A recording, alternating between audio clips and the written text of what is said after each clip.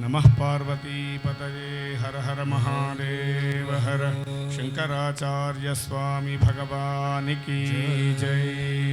श्रुतिस्मृतिपुराणानाम् आलयं करुणालयं नमामि भगवत्पाद शंकरं लोकशंकरं शंकराचार्य स्वामी भगवान की जय। नमो नमः। पराभवनाम संवत्सर वैशाख शुद्ध पंचमी जगद्गुरु श्री श्री श्री आदिशंकराचार्य स्वामी वारी जयंती उत्सवम शंकर जयंती। शंकर साक्षात् परमेश्वरुडु शंकर रूपंलो अवतारंगा वच्ची अनेकమైనటువంటి विभिन्न మతాలన్నీ కూడా ఖండించి ధర్మ సంస్థాపన చేసి అద్వైత స్థాపన చేసినటువంటి జగద్గురు ఆదిశంకరుల యొక్క శంకర జయంతి ఉత్సవాలు శ్రీ శ్రీ శ్రీ భారతీ తీర్థ మహాస్వామి గ్రంథాలయంలో దర్శనం ఆధ్యాత్మిక మాసపత్రిక భవనంలో శ్రీరామ సిద్ధాంతి గారి భవనంలో భారతీ తీర్థ గ్రంథాలయంలో ఈరోజు ఇప్పటి వరకు కూడా స్వామివారి అర్చన పూర్తయింది. కొద్దిసేపు భగవన్నామ సంకీర్తన, తర్వాత శ్రీ పతంజలి గారి యొక్క ప్రసంగం ఉంటుంది. అందరం కూడా కొద్దిసేపు నామ సంకీర్తన చేద్దాం. నమః పార్వతీపతయే హర హర మహాదేవ హర. శంకర్ల యొక్క స్తోత్రం చేయడానికి ప్రయత్నం చేద్దాం. వినాయకమూర్తికి జయ జయ. ముదాకరాత్మోదకం సదా ముక్తి సాధకం కళాధరావతంసకం విలాసి లోకరక్షకం. ముదాకరాత్మోదకం సదా విముక్తి సాధకం కళాధరావతంసకం విలాసి లోకరక్షకం.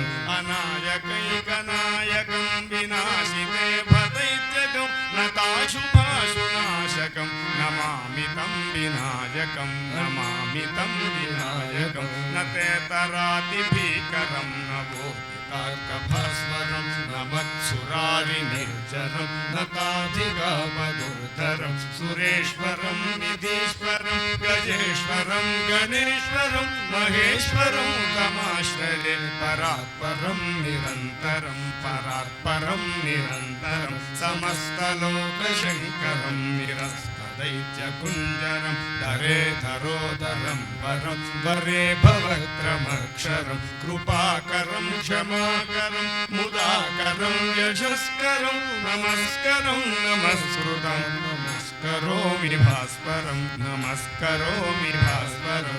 అకించనార్తిమార్జనం చిరంతనోక్తి భాజనం పురారి పూర్వనందనం సురారి గర్వశర్వనం ప్రపంచనాశభీషణం ధనంజయానిభూషణం కపోలదానవారణం భజే పురాణవారణం భజే పురాణవారణం. నితాంతకాంతకాంతకాంతిమంతకాంతకాత్మజం అచింతరూపమంత్రహీనమంతరాయ కుంతనం మృగంతరే నిరంతరం వసంతమేవ యోగినం త్వమేకదంతమేవ తం విచింతయామి సంతతం విచింతయామి సంతతం. మహాగణేశ పంచరత్నమాదరేణ యోన్మహం ప్రజల్పతి ప్రభాతకే హృదిస్మరం గణేశ్వరం అరోగతం అదోషతం సుసాహితిం సుపుత్రతం సమాహితాయురష్టభూతిమభ్యుపైతి శోచిర సమాహితాయురష్టభూతిమభ్యుపైతి శోచిర సమాహితాయురష్టభూతిమభ్యుపైతి శోచిరాతు. వినాయకమూర్తికి జయ.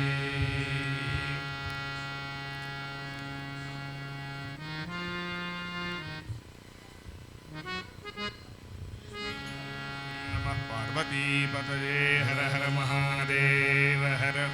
नमः शिवाभ्यां नवयौवनाभ्यां परस्पराश्लिष्टवपुर्धराभ्यां नगेन्द्रकन्या वृषकेतनाभ्यां नमो नमः शंकर पार्वतीभ्यां नमो नमः शंकर पार्वतीभ्यां नमः शिवाभ्यां सरसोत्सवाभ्यां नमस्कृताभीष्टवरप्रदाभ्यां नारायणेनार्चितपादुकाभ्यां नमो नमः शङ्करपार्वतीभ्यां नमो नमः शङ्करपार्वतीभ्यां नमः शिवाभ्यां वृषवाहनाभ्यां विरिञ्चि विष्णुन्द्रसुपूजिताभ्यां विभूतिपाटीरविलेपनाभ्यां नमो नमः शङ्करपार्वतीभ्यां नमो नमः शङ्करपार्वतीभ्यां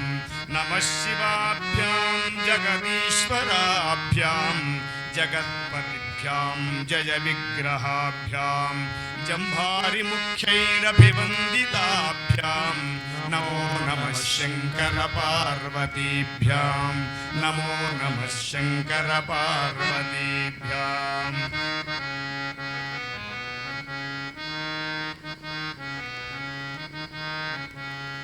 नमः शिवाभ्यां परमौषधाभ्यां पञ्चाक्षरी पञ्जररञ्जिताभ्यां प्रपञ्चसृष्टिस्थितिसंहृताभ्यां नमो नमः शङ्करपार्वतीभ्यां नमो नमः शङ्करपार्वतीभ्यां नमः शिवाभ्याम् अतिसुन्दराभ्याम् अत्यन्तमासक्तहृदम्बुजाभ्याम् अशेषलोकैकहितङ्कराभ्यां नमो नमः शङ्करपार्वतीभ्यां नमो नमः शङ्करपार्वतीभ्यां नमः शिवाभ्यां कलिनाशनाभ्यां कङ्कालकल्याणवपुर्धराभ्यां कैलासशैलस्थितदेवताभ्यां नमो नमः शङ्करपार्वतीभ्यां नमो नमः शङ्करपार्वतीभ्यां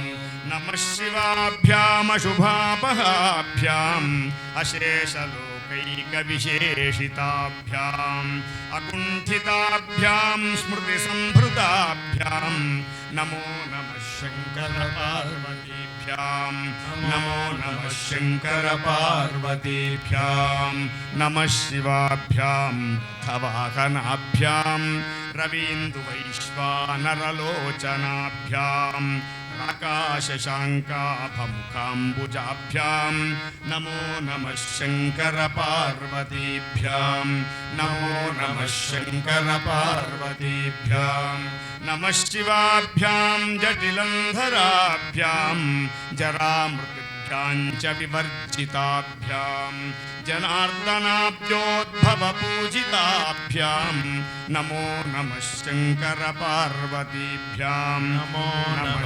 शङ्करपार्वतीभ्यां नमः शिवाभ्यां विषमेक्षणाभ्यां बिल्वच्छदा मल्लिकदामभृभ्यां शोभावती शान्तवतीश्वराभ्यां नमो नमः शङ्करपार्वतीभ्यां नमो नमः शङ्करपार्वतीभ्यां नमः शिवाभ्यां पशुपालकाभ्यां जगत्त्रयीरक्षणबद्धहृद्भ्यां समस्तदेवासुरपूजिताभ्यां नमो नमः शङ्करपार्वतीभ्यां नमो नमः शङ्करपार्वतीभ्यां नमो नमः शङ्करपार्वतीभ्यां नमो नमः शङ्करपार्वतीभ्यां नमो नमः शङ्करपार्वतीभ्यां नमो नमः शङ्करपार्वतीभ्यां स्तोत्रं त्रिसन्ध्यं शिवपार्वतीभ्यां भक्त्या पठेत् द्वादशकं नरो यः स सर्वसौभाग्यफलानि भुङ्क्ते शतायुरान्ते शिवलोकमेति श्रीमच्छङ्कराचार्यकृतं श्री उमामहेश्वरस्तोत्रं नमः पार्वतीपतये हर हर महादेव हर हर हर शम्भो गिरिजाबन्धो हर हर शम्भो गिरिजाबन्धो हर हर शम्भो गिरिजाबन्धो हर हर शम्भो गिरिजाबन्धो शिव शिव शङ्कर भूतपदे शिव शिव शङ्कर भूतपदे शिव शिव शङ्कर भूतपते शिव शिव शङ्कर भूतपते गिरीश महापज्जलधेरस्मान् गिरीश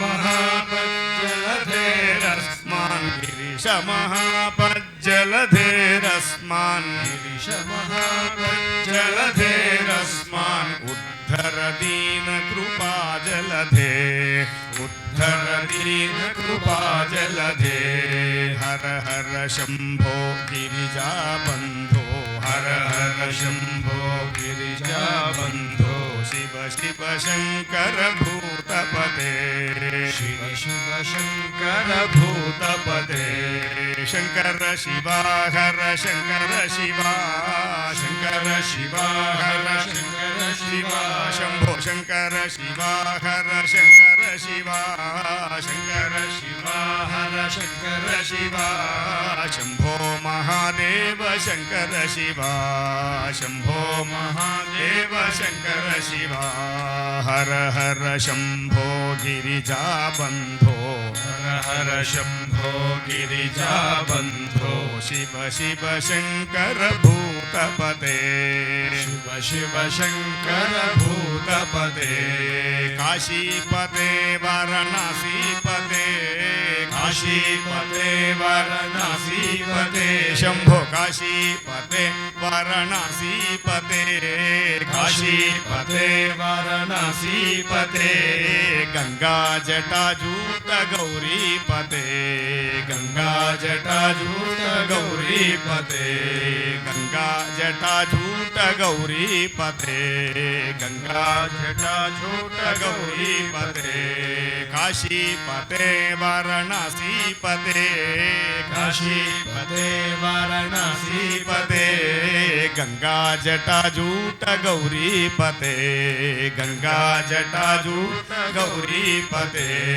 हर हर शंभो गिरिजा बंधो हर हर शंभो गिरिजा बंधो शिव शिव शंकर भूतपते शिव शिव शंकर भूतपते श्री गुरो पाहि मां श्री गुरो पाहि मां जय श्री गुरो पाहि मां श्री गुरो पाहि मां परम दयालो पाहि मां परम दयालो पाहि मां शृंगेरी जगद्गुरो पाहि मां शृंगेरी जगद्गुरो पाहि मां शृंगेरी जगद्गुरो पाहि मां शृंगेरी जगद्गुरो पाहि मां भारती तीर्थ पाहि मां भारती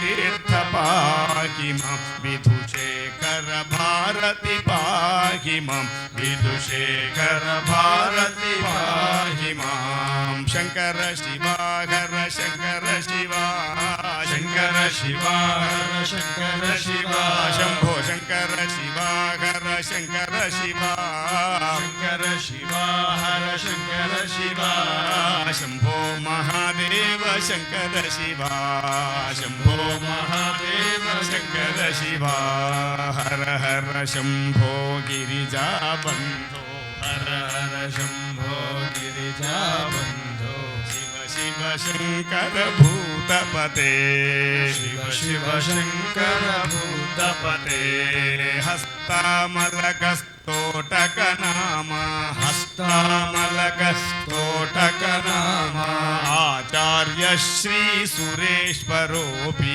आचार्य श्री सुरेश्वरोऽपि पद्मपाद इति प्रसिद्ध नाम पद्मपाद इति प्रसिद्ध नाम शिष्या शंकर चत्वारस्थे शिष्या शंकर चत्वारस्थे शंकर शिवा हर शंकर शिवा शंकर शिवा हर शंकर शिवा शंभो महादेव शंकर शिवा शंभो महादेव शंकर शिवा षण्मतस्थापनाचार्या षण्मतस्थापनाचार्या वैदिक ज्ञान भास्करा वैदिक ज्ञान भास्करा अद्वैतामृतवर्षाभ्रा अद्वैतामृतवर्षाभ्रा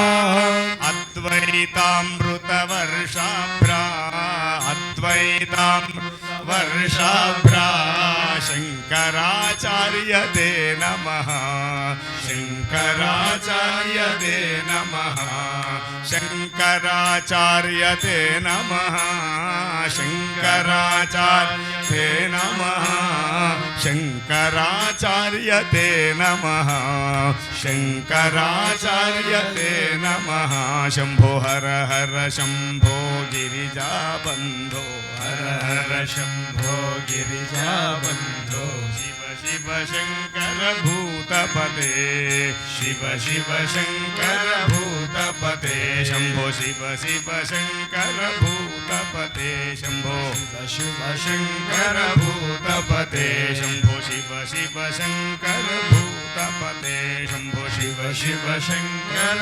भूतपते नमः पार्वती पतये हर हर महादेव శంకరాచార్య స్వామి భగవానికి జై. ఆదిశంకరుల యొక్క స్తోత్రాలు అనేక స్తోత్రాలు, అందులో శివ పంచాక్షరి నక్షత్రమాల స్తోత్రము చాలా విశేషమైనటువంటిది. ఆ స్తోత్రాన్ని శంకరులు 27 శ్లోకములుగా ప్రతి పాదము చివర నమశివాయ అనేటువంటి మహామంత్రాన్ని చేర్చి శంకరుల యొక్క వైభవాన్ని తెలిపినటువంటి స్తోత్రాన్ని అందరం చేద్దాం. श्रीमदात्मने गुणैक सिंधवे नमः शिवाय धामलेशधूतकोकबन्धवे नमः शिवाय नामशेषितानमद्भवान्धवे नमः शिवाय पामरेतरप्रधानबन्धवे नमः शिवाय कालभीतविप्रबालपालते नमः शिवाय शूलभिन्नदुष्टदक्षपालते नमः शिवाय मूलकारणाय कालकालते नमः शिवाय पालयाधुना दयालबालते नमः शिवाय इष्टवस्तु मुख्यदान हेतवे नमः शिवाय नमः शिवाय सृष्टिरक्षणाय धर्मसेतवे नमः शिवाय अष्टमूर्तये वृषेन्द्रकेतवे नमः शिवाय आपदद्रिभेदटङ्कहस्तते नमः शिवाय पापहारि दिव्यसिन्धुमस्तते नमः शिवाय पापदारिणे लसन्नमस्तते नमः शिवाय शापदोषखण्डन प्रशस्तते नमः शिवाय गोमकेश दिव्यभव्यरूपते नमः शिवाय हेममेदिनी धरेन्द्रचापते नमः शिवाय नाममात्रदग्ध सर्वपापते नमः शिवाय कामनैकतान हृद्धरापते नमः शिवाय ब्रह्ममस्तकावली निबद्धते नमः शिवाय जिह्मकेन्द्रकुण्डलप्रसिद्धते नमः शिवाय ब्रह्मणे प्रणीतवेदपद्धते नमः शिवाय जिह्मकालदेहदत्तपद्धते नमः शिवाय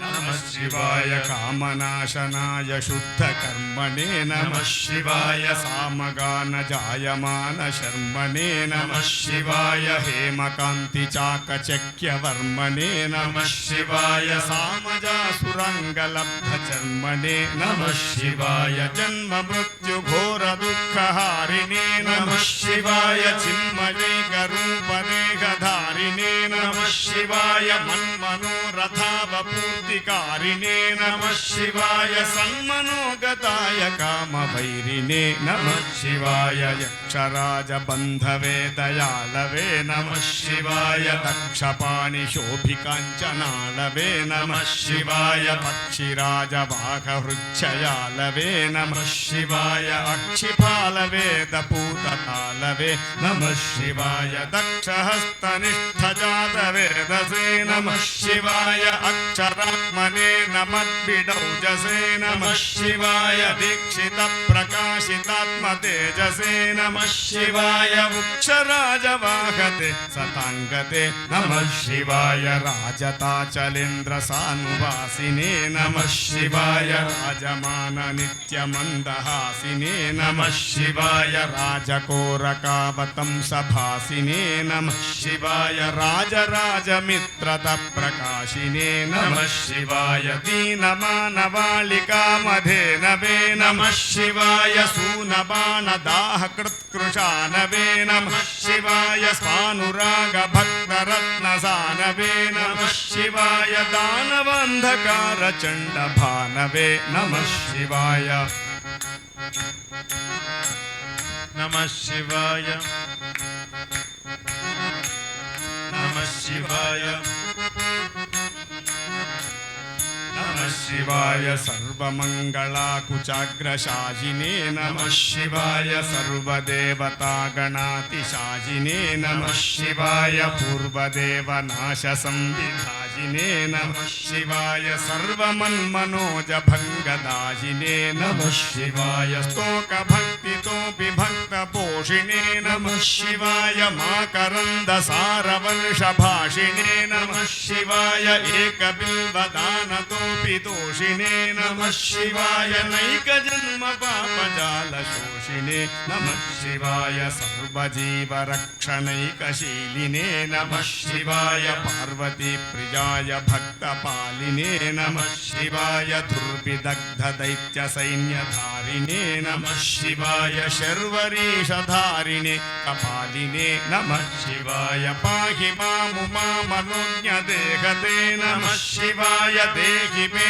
वरं सिताद्रिके गते नमः शिवाय मोहितर्षिकामिनी समूहते नमः शिवाय स्नेहितप्रसन्नकामदोहते नमः शिवाय मङ्गलप्रदाय गोतुरङ्गते नमः शिवाय गङ्गया तरङ्गितोत्तमाङ्गते नमः शिवाय सङ्घरप्रवृत्तिवैरिभङ्गते नमः शिवाय अङ्गजारजे करे कुरङ्गते नमः शिवाय ईहितक्षणप्रदानहेतवे नमः शिवाय आहिताग्निपालकोक्षकेतवे नमः शिवाय देहकान्तिधूतरौप्यदातवे नमः शिवाय गेहदुःखपुञ्जधूमकेतवे नमः शिवाय दक्षदीनसत्कृपाकटाक्षते नमः शिवाय दक्षसप्ततन्तुनाशतक्षते नमः शिवाय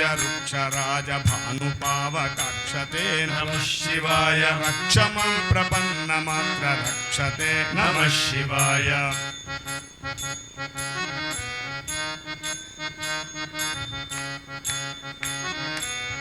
नमः शिवाय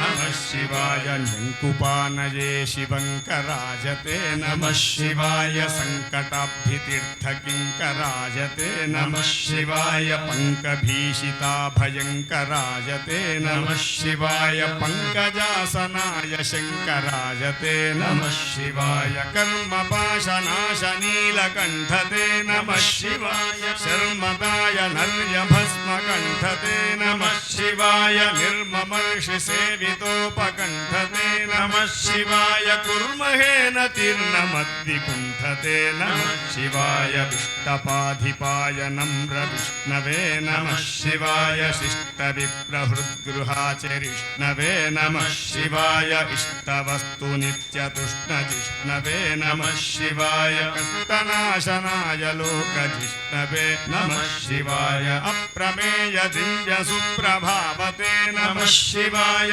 सत्प्रपन्नरक्षणस्वभावते नमः शिवाय स्वप्रकाशनिस्तुलानुभावते नमः शिवाय विप्रडिम्बदर्शितार्द्रभावते नमः शिवाय सेवकाय मे मृडप्रसीदते नमः शिवाय भावलभ्यतावकप्रसादते नमः शिवाय पावकाक्षदेवपूज्यपादते नमः शिवाय तावकङ्घ्रिभक्तदत्तमोदते नमः शिवाय शिवाय भुक्तिमुक्ति दिव्यभोगदायिने नमः शिवाय शक्तिकल्पितप्रपञ्चभागिने नमः शिवाय भक्तसङ्कटापहारयोगिने नमः शिवाय युक्तसन्मनःसरोजयोगिने नमः शिवाय अन्तकान्तकाय पापहारिणे नमः शिवाय शान्तमाय दन्तिचर्मधारिणे नमः शिवाय सन्तताश्रितव्यधाविदारिणे नमः शिवाय जन्तुजातनित्यसौख्यकारिणे नमः शिवाय शूलिने नमो नमः कपालिने नमः शिवाय पालिने विरिञ्चिमुण्डमालिने नमः शिवाय लीलिने विशेषरुण्डमालिने नमः शिवाय शीलिने नमः प्रपुण्यशालिने नमः शिवाय शीलिने नमः प्रपुण्यशालिने नमः शिवाय शिवपञ्चाक्षरमुद्रां चतुष्पदोल्लास पद्यमणिघटितां नक्षत्रमालिकामिह ददधुपकण्ठं नरो भवेत् सोमः श्रीमच्छङ्कराचार्य विरचितं शिवपञ्चाक्षरनक्षत्रमाला स्तोत्रं नमः पार्वतीपतये हर हर महादेव शंकराचार्य स्वामी भगवान की जय नमः पार्वतीपतये हर हर महादेव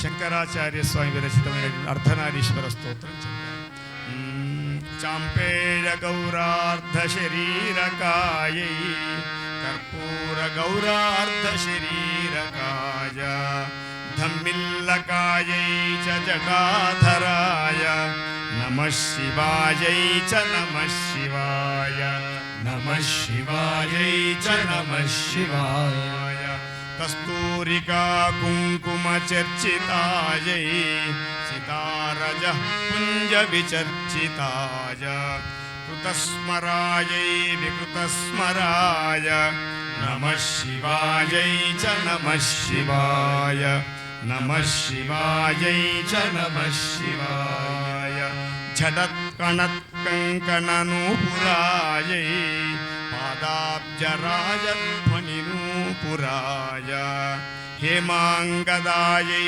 भुजगाङ्गदाय नमः शिवायै च नमः शिवाय नमः शिवायै च नमः शिवाय विशालनीलोत्फललोचनायै विकासिपङ्केरुहलोचनाय समेक्षणायै विषमेक्षणाय नमः शिवायै च नमः शिवाय नमः शिवायै च नमः शिवाय मन्दारमाला कलितालकायै कपालमालाङ्कितकन्धराय दिव्याम्बरायै च दिगम्बराय नमः शिवायै च नमः शिवाय नमः शिवायै च नमः शिवाय अम्भोधरश्यामलकुन्तलायै तटित्प्रभाताम्रजटाधराय निरीश्वरायै निखिलेश्वराय नमः शिवायै च नमः शिवाय नमः शिवायै च नमः शिवाय प्रपञ्चसृष्टिन्मुखलास्यकायै समस्तसंहारकताण्डवाय जगज्जनन्यै जगदेकपित्रे नमः शिवायै च नमः शिवाय नमः शिवायै च नमः शिवाय प्रदीप्तरत्नोज्ज्वलकुण्डलायै स्फुरन्महापन्नगभूषणाय शिवान्वितायै च शिवान्विताय नमः शिवायै च नमः शिवाय नमः शिवायै च नमः शिवाय एतत्पठेदष्टकमिष्टदंयो भक्त्या समान्यो भुवि दीर्घजीवी प्राप्नोति सौभाग्यमनन्तकालं भूयात् सदा तस्य समस्तसिद्धिः भूयात् सदा तस्य समस्तसिद्धिः नमः शिवायै च नमः शिवाय नमः शिवायै च नमः शिवाय नमः पार्वतीपतये हर हर महादेव हर भोला शंकर भगवान की जय। देवराज सेव्यमान पावनांग्रि पंकजं व्यालयुग्मसूत्रबिन्दुशेखरं कृपाकरं नारदादि योगी बृन्दवन्दितं दिगंबरं काशिकापुराधिनाथ कालभैरवं भजे काशिकापुराधिनाथ कालभैरवं भजे भानुकोटिभास्वरं भवाब्धितारकं वरं नीलकण्ठमीप्सितार्थदायकं त्रिलोचनं कालकालमम्बुजाक्षमक्षशूलमक्षरं काशिकापुराधिनाथ कालभैरवं भजे काशिकापुराधिनाथ कालभैरवं भजे। शंभो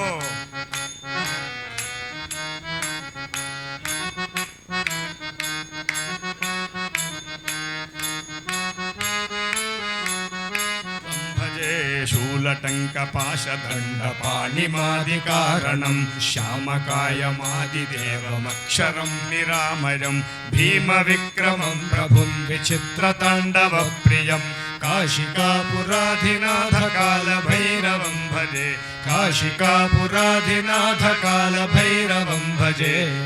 मुक्तिदायकं प्रशस्तचारुविग्रहं भक्तवत्सलं स्थिरं समस्तलोकविग्रहं निक्वनं मनोज्ञहेम किङ्किणीलसत्कटिं काशिकापुराधिनाथ कालभैरवं भजे काशिकापुराधिनाथ कालभैरवं भजे। धर्मसेतुपालकं त्वधर्ममार्गनाशकं कर्मपाशमोचकं सुशर्मदायकं विभुं स्वर्णवर्णकेशपाशशोभिताङ्गनिर्मलं काशिकापुराधिनाथ कालभैरवं भजे काशिकापुराधिनाथ कालभैरवं भजे।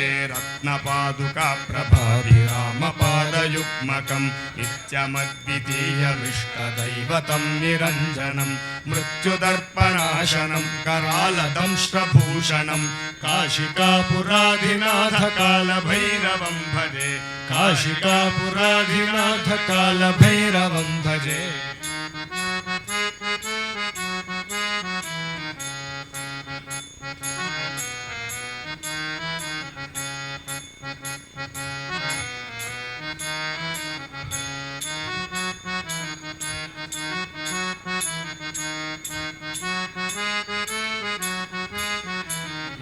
अट्टहासभिन्नपद्मजाण्डकोशसन्ततिं दृष्टिपातनष्टपापजालमुग्रशासनम् अष्टसिद्धिसायकं कपालमालिकाधरं काशिकापुराधिनाथ कालभैरवं भजे काशिकापुराधिनाथ कालभैरवं भजे।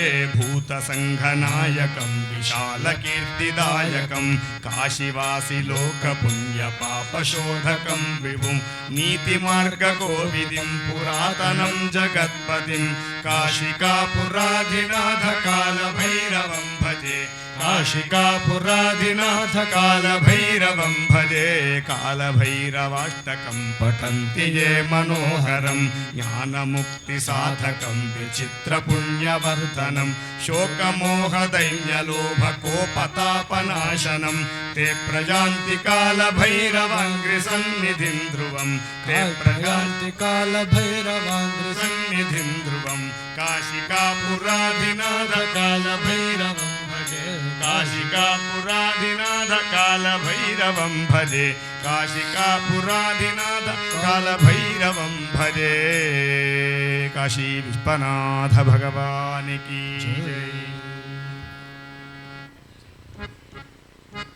पंढरीनाथ भगवान की जय।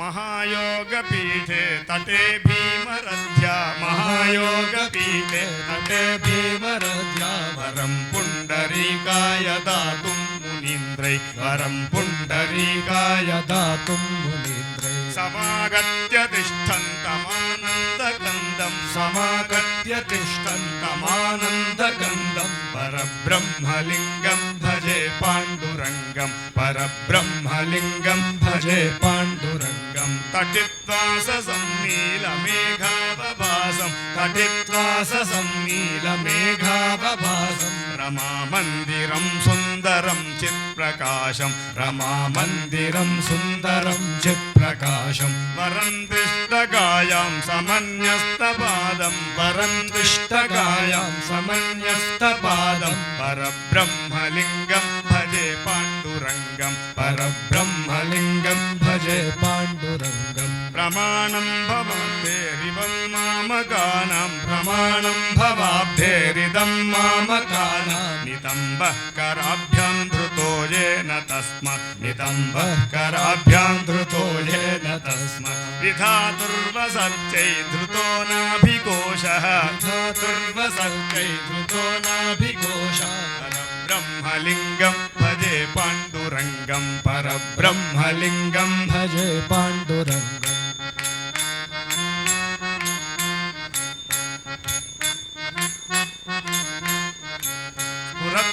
स्फुरत्कौस्तुभालङ्कृतं कण्ठदेशे स्फुरत्कौस्तुभालङ्कृतं कण्ठदेशे श्रियाजुष्टकेयूरकं श्रीनिवासं श्रियाजुष्टकेयूरकं श्रीनिवासं शिवं शान्तमीड्यं वरं लोकपालं शिवं शान्तमीड्यं वरं लोकपालं परब्रह्मलिङ्गं भजे पाण्डुरङ्गं परब्रह्मलिङ्गं भजे पाण्डुरङ्गं शरश्चन्द्रबिम्बाननं चारुहासं शरश्चन्द्रबिम्बाननं चारुहासं लसत्कुण्डलाक्रान्तगण्डस्थलान्तं लसत्कुण्डलाक्रान्तगण्डस्थलान्तं जपारागबिम्बाधरं कञ्जनेत्रं जपारागबिम्बाधरं कञ्जनेत्रं परब्रह्मलिङ्गं भजे पाण्डुरङ्गं परब्रह्मलिङ्गं भजे पाण्डुरङ्गं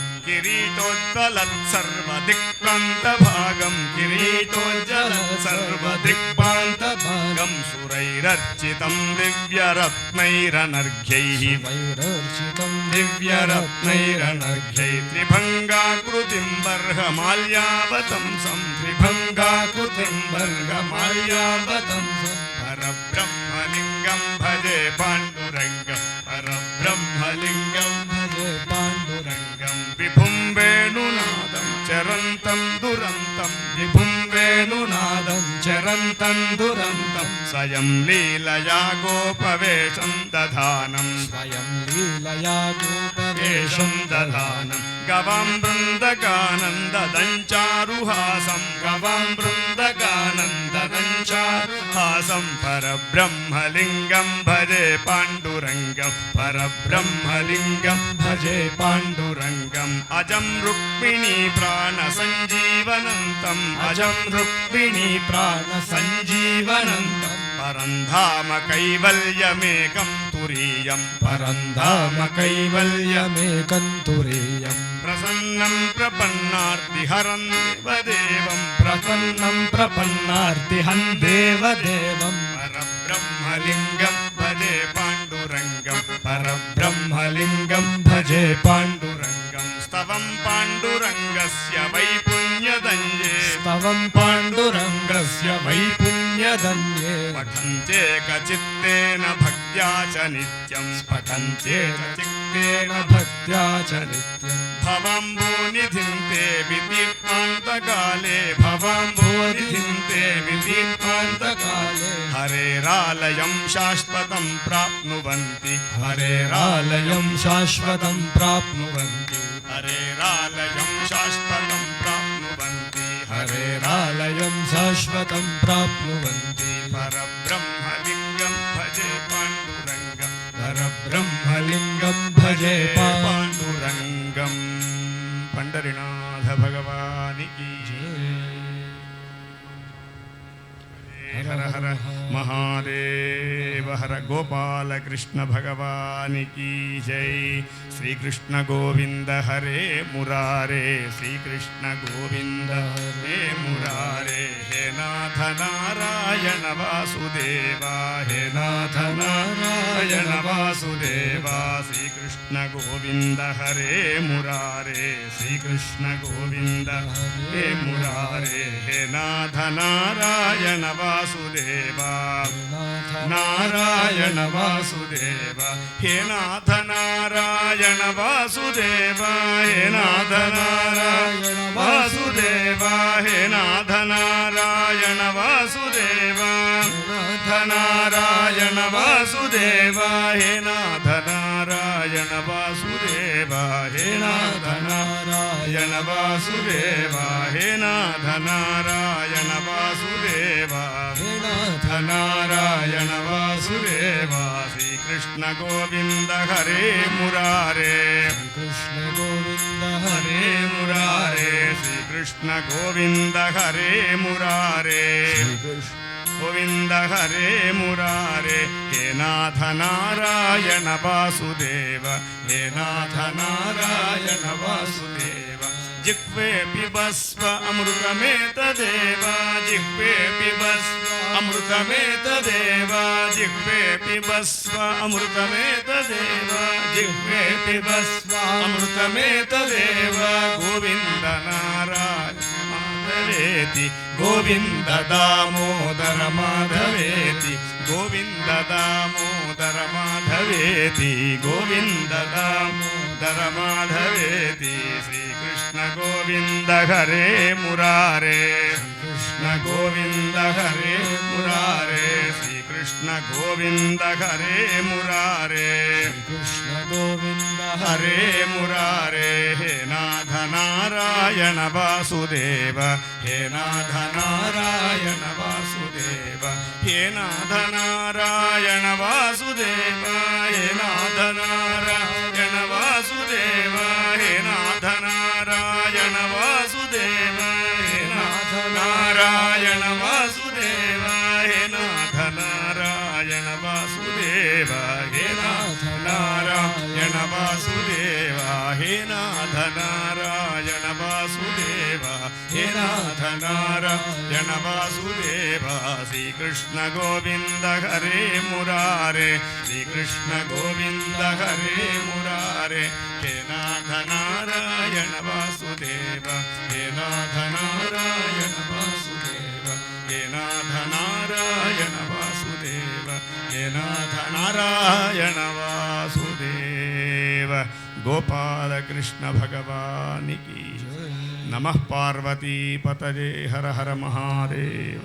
శంకరాచార్య స్వామి భగవానికి, శ్రీ శ్రీ భారతీ తీర్థ మహాస్వామికి, శ్రీ శ్రీ శ్రీ విధుశేఖర స్వామి భారతీ మహాస్వామికి జై.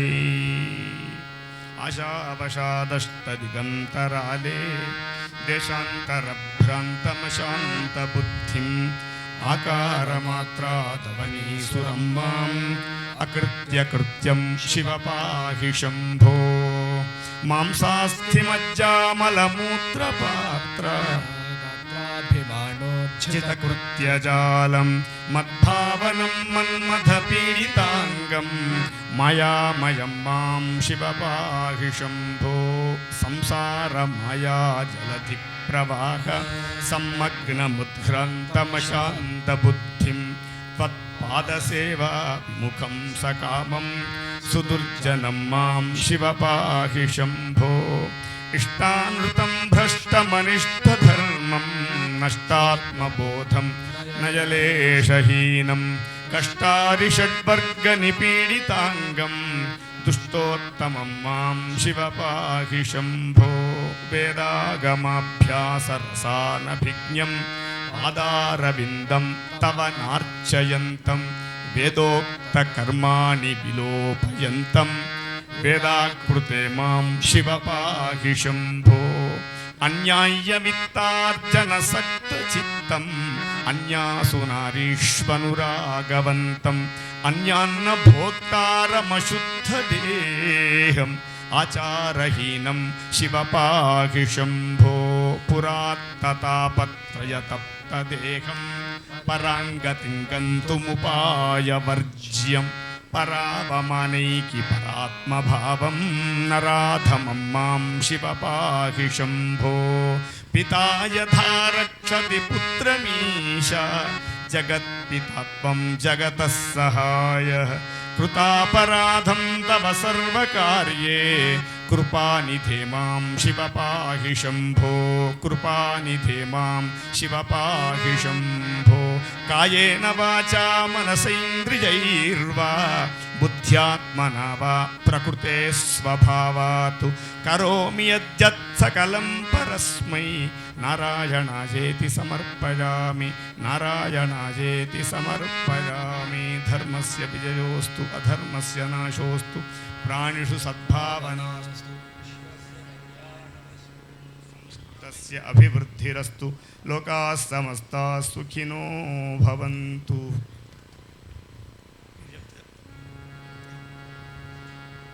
ఇప్పటిదాకా విఖ్యాత సంకీర్తనాచార్యులుగా ప్రసిద్ధిగాంచిన నామ సంకీర్తనతో శంకర జయంతి రోజున అనేక శంకర కీర్తనలతో మనల్ని మంత్రముగ్ధుల్ని చేసిన కొడకండ్ల రాధాకృష్ణ శర్మ గారికి, వారి శ్రీమతి సూర్య గారు, వారి కుమారుడు మైత్రావరుణ శర్మ కొడకండ్ల ముగ్గురికి ధన్యవాదాలు. ఇరువురు బాలశంకరులకు నమస్సులు. ఆదిశంకర భగవత్పాదుల రూపం, అక్కడ ఉన్న భారతీ తీర్థస్వామి వార్ల రూపం అభేదం. వారిని చూస్తే ఆదిశంకర్లను మనం దర్శించుకున్నట్టే, చూసినట్టే. అదే విగ్రహం, అదే ప్రజ్ఞ, అదే వైదుష్యం. ఆదిశంకర భగవత్పాదుల జన్మదినమైన శంకర జయంతిని శృంగేరిలో వేద సభలుగా, శాస్త్ర సభలుగా, ఇంకా అనేక వేదాంత సభలుగా దాదాపు ఒక 4 రోజుల పాటు అద్వితీయంగా నిర్వహిస్తూ ఉంటారు.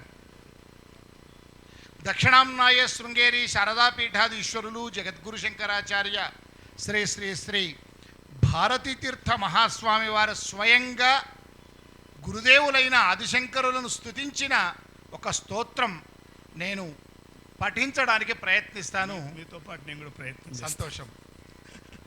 ముదాకరేణ పుస్తకం దధానమీశ రూపిణం తథావరేణ ముద్రికాం నమత్తమో వినాశినీం కుసుంభవాససావృతం విభూతిభాసి బాలకం నతాఘనాశనే రతం నమామి శంకరం గురుం నమామి శంకరం గురుం.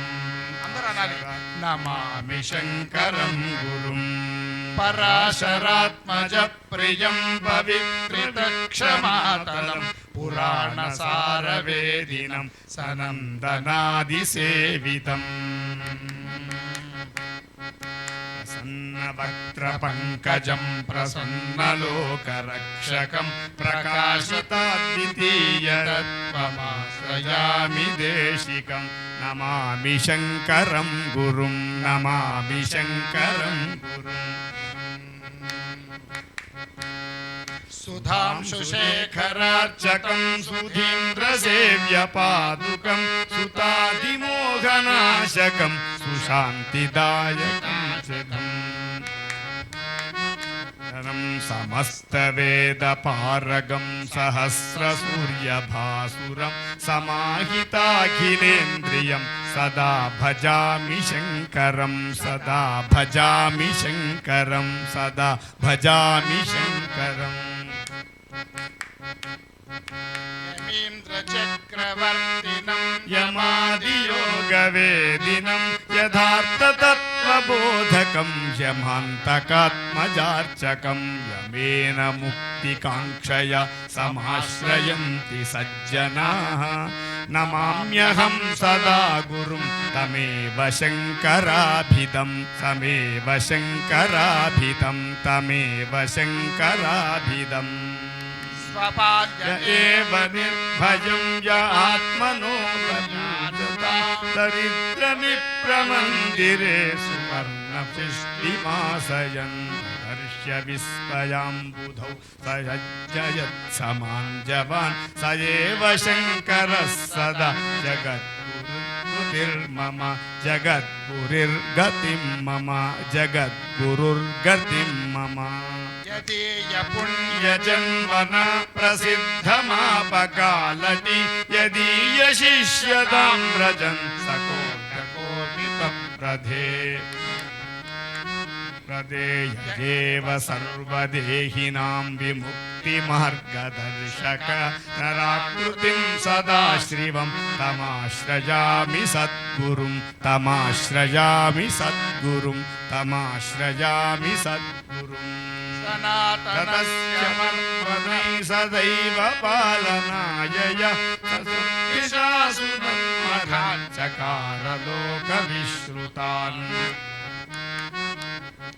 విభాండకాత్మజాశ్రమాదిషు స్థలేషు పావనాన్ తమేవ లోకశంకరం నమామి శంకరం గురుం నమామి శంకరం గురుం నమామి శంకరం గురుం యదీయహస్తవారిజాత సుప్రతిష్ఠితా సతి ప్రసిద్ధ శృంగభూధరే సదా ప్రశాంతి భాసురే భాసురే స్వభక్తపాలన వ్రతా విరాజతే హి శారదా సశంకర కృపానిధి కరోతు మామనేనసం కరోతు మామనేననం కరోతు మామనేనసం ఇమం స్తవం జగద్గురోర్గుణానునందనాత్మకం సమాదరేణ యః పఠేత సత్యభక్తి సంయుతః సమాప్నుయాత్ సమీహితం మనోరథం నరోచిరాత్ దయావిధే సశంకరస్య సద్గురో ప్రసాదతః సద్గురో ప్రసాదతః నమామి శంకరం గురుం నమామి శంకరం గురుం నమామి శంకరం గురుం నమామి శంకరం గురుం శ్రీమత్ పరమహంస పరివ్రాజకాచార్య వర్య దక్షిణాంనాయ శృంగేరి శారదా పీఠాధీశ్వర జగద్గురు శంకరాచార్య శ్రీ శ్రీ శ్రీ భారతీర్థ మహాస్వామి విరచిత శ్రీ శంకర భగవత్పాదాచార్యస్తవ సమాప్తం. శంకరాచార్య స్వామి భగవానికి ధన్యవాదాలు. ఇప్పుడు మనం జగద్గురువుల యొక్క నామ సంకీర్తనతో మంత్రముగ్ధులమయ్యాము. ఇప్పుడు సత్సంగం ఆదిశంకరాచార్య వైభవాన్ని ప్రస్తుతించడానికి మన ముందుకు అనేక మంది ఉద్దండులైన పండితులు ప్రత్యక్షంగా ఇక్కడ ప్రసంగాన్ని అందించబోతూ ఉన్నారు. పరోక్షంగా చాలామంది పండితులు కూడా మనకు ప్రవచన సారాన్ని అందిస్తున్నారు.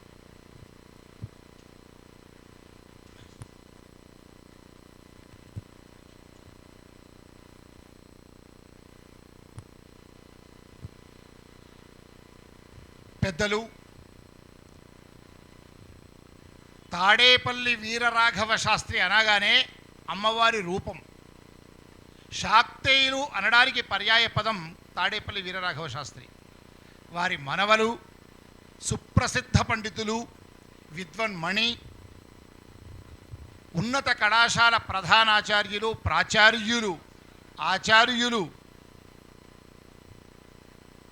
బ్రహ్మశ్రీ ఆచార్య తాడేపల్లి పతంజలి గారు, శతావధాన పంచానన విద్వన్మూర్తి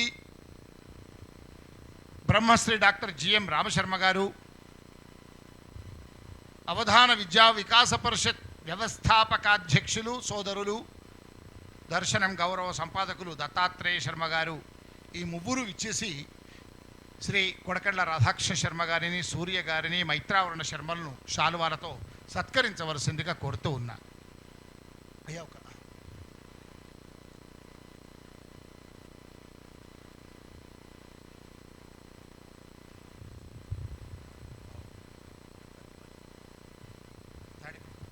శ్రీ తాడేపల్లి పతంజలి గారు శ్రీ రాధాకృష్ణ శర్మ గారిని సత్కరిస్తారు. నా సోదరి పద్మశ్రీ సూర్య గారిని కొడకండ్ల సూర్య గారిని సత్కరిస్తారు. మైత్రావరణ శర్మ గారిని డాక్టర్ జిఎం రామశర్మ గారు సత్కరిస్తారు.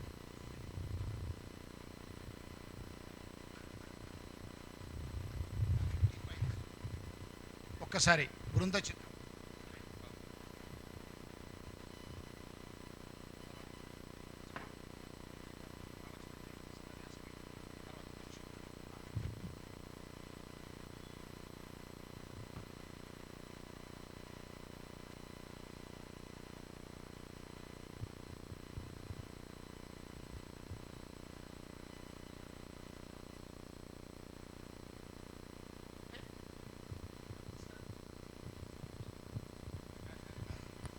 అయ్యా, శ్రీ రాధాకృష్ణ శర్మ గారికి బృందానికి ధన్యవాదాలు. మీరు ముగ్గురు పండితులు, నలుగురు ఇక్కడే కూర్చోండి. శ్రీ ప్రసాదవర్మ కామఋషి గారిని కూడా వేదిక మీదకి ఆహ్వానిస్తారు.